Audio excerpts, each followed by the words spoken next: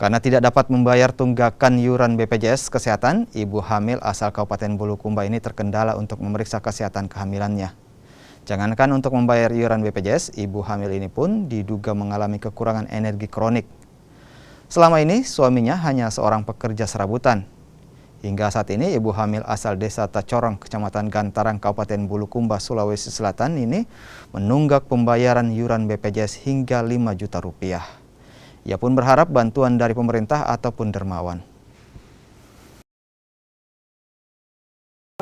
Ibu hamil yang potensi kek, namun alhamdulillah kondisinya sudah stabil dan ada juga beberapa masalah termasuk masyarakat tidak mampu yang harus mendapatkan perhatian pemerintah karena BPJS-nya ternyata menunggak selama beberapa tahun, sedangkan beliau harus menjalankan operasi sesar karena kondisi bayinya melintang ya Bu Bidannya. Jadi kami dari Partai Kebangkitan Bangsa akan mengupayakan pendampingan semaksimal mungkin untuk ibu hamil yang kami kunjungi tadi, insya Allah.